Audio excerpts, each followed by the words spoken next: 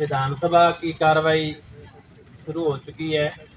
तो आज जो शिक्षा नीति 2020 के ऊपर जो विचार रखे गए हैं वो विचार ठीक हैं, लेकिन कुछ इसमें साथी जो आए हुए हैं जो हमारे संगठन से हैं उनको पता है, लेकिन जो साथी दूसरे आए हुए हैं उनको कुछ चीजें ऐसी हैं कि जो अभी तक इस शिक्षा नीति में हैं लेकिन पता नहीं है। कि जैसे कि 2020 की शिक्षा नीति में पहली और दूसरी कक्षा है जो वो सिर्फ आंगनवाड़ी के साथी या वॉलंटियर साथी ही पढ़ाएंगे। हमारे से यानी कि अध्यापकों से वो प्राइमरी कक्षा है जो वो नहीं रहेगी, सिर्फ तीसरी, चौथी और पांचवी ये क्लासें सिर्फ अध्यापक पढ़ाएंगे, प्राइमरी टीचर। इससे क्या होगा कि आने वाले समय में जैसे ही हमारी पहली और दूसरी कक्षा जाएगी तो कम से कम 40% पोस्टें पूरे हरियाणा में खत्म हो जाएंगी।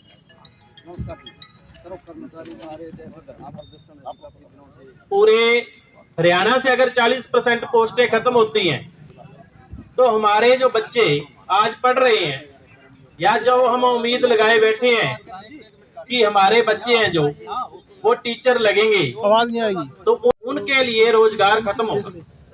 हम अपने बच्चों को पढ़ा रहे हैं या पूरे राज्य में जो बच्चे पढ़ रहे हैं उनके आने वाले समय में तो उनके लिए पोस्टें खत्म हो जाएंगी।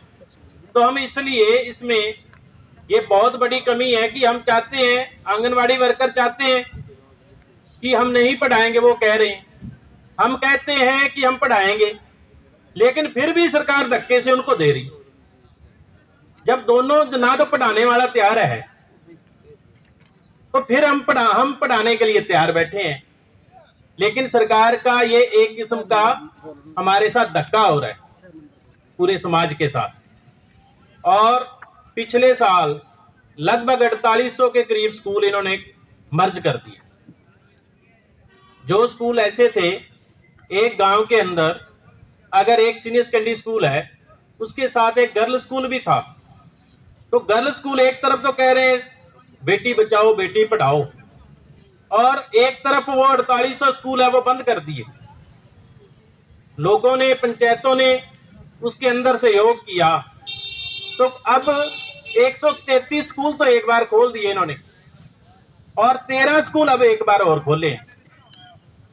यानी कि पहले बंद किए, उन टीचरों को साथ के स्कूलों में एडजस्ट किया, अब दोबारा फिर लोगों के दबाव के कारण फिर खोला जा रहा है।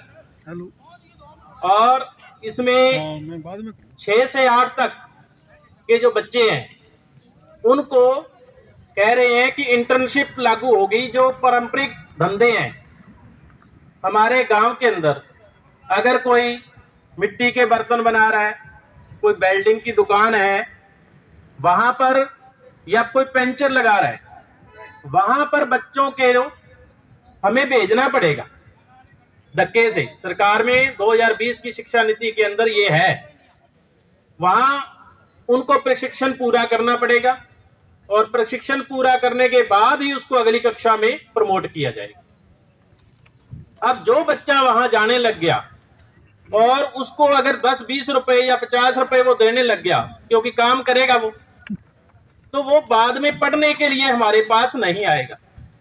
अगर हम मानते हैं कि अगर ये 20 बच्चे भी हैं उसके पास जा रहे छठी के, तो 20 में से 2 बच्चे तो जरूर छठी में से हट जाएंगे और 2 बच्चे या 3 बच्चे कम से कम 7वीं में हट जाएंगे और 2-3 बच्चे 8वीं में हट जाएंगे। कम से कम 50% बच्चे हैं जो वो पहले ही पढ़ाई छोड़ जाएंगे और वो मजदूरी, जो कम मजदूरी पर इंसान चाहिए कारपोरेट घराने को, वो इंसान सरकार बनाना चाहती है कि पढ़े लिखे ना हो। और सब्जेक्ट की कंडीशन है जो इसके अंदर एक कि पहले हम पढ़ते थे, नॉन मेडिकल लेता था, कोई मेडिकल लेता था, कोई आर्ट्स लेता था 9वीं 10वीं 11वीं 12वीं में। वो लेने के बाद वो बच्चा हम अपनी तरफ से छोड़ देते थे कि ये मेडिकल लाइन में जाएगा, ये इंजीनियरिंग लाइन में जाएगा, ये आर्ट्स में जाएगा, ये कॉमर्स में जाएगा।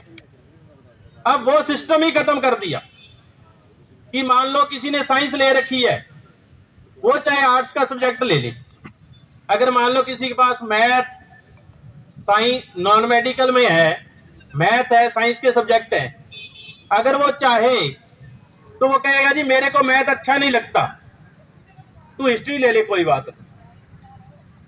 अगर किसी ने कह दिया मेरे को साइंस अच्छी नहीं लगती, छोड़ दे, कोई बात नहीं, तू कोई और ले ले, हिंदी ले ले। जब वो बच्चा पढ़ने के बाद, बीए करने के बाद, एमए करने के बाद, बीएससी करने के बाद निकलेगा, वो ना घर का ना घाट का, ना तो उसके पास साइंस की नॉलेज है, ना ही उसके पास आर्ट्स की नॉलेज है, तो वो बच्चा जाएगा कहां? वो बेरोजगार होगा। ज्यादा से ज्यादा जो बेरोजगारी है, ये शिक्षा नीति उसको करने जा रही है।